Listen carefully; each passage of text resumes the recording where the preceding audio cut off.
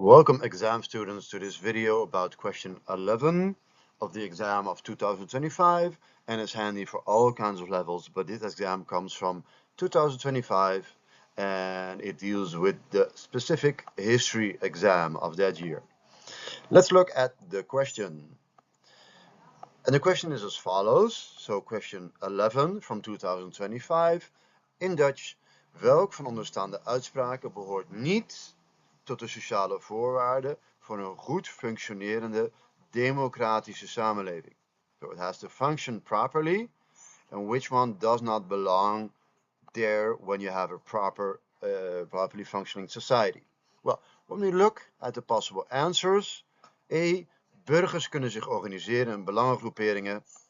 I think that's a very good idea, that they can organize themselves in special groups with certain interests, like old people or students or people who love nature and so on. B, no conflicts between ethnic groups. Geen conflicten tussen etnische groeperingen. Lijkt me een goed idee.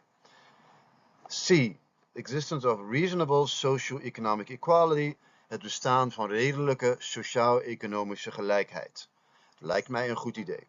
En D, positive influence of military men on the politics. Positieve invloed van militairen op de politiek. Dat lijkt me nou niet zo'n goed idee. Ja, dus de militairen moeten geen invloed hebben op de politiek. Want er zijn in Zuid-Amerika heel veel dictaturen geweest. There have been dictatorships in South America and the Caribbean, which were led by military men mostly. So we also have the military in Curacao. We have the militia, and we have also the American army present in Curacao, and the Dutch army of the kingdom. Yeah, but they should not meddle themselves into affairs of state and affairs of politics. They should be outside of it. And we see this in the beoordelingsmodel 2. We see its answer D. And where do we see this? Yeah, when we go to sociale voorwaarden voor een democratie, in chapter 3, paragraph 3, we see the following. Militairen mogen juist geen invloed hebben op de politiek. Zij kunnen geweld gebruiken of ermee dreigen.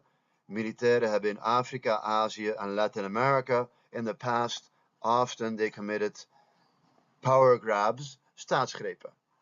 Ja, en dat willen we natuurlijk juist niet. En je kunt het vinden op pagina 33.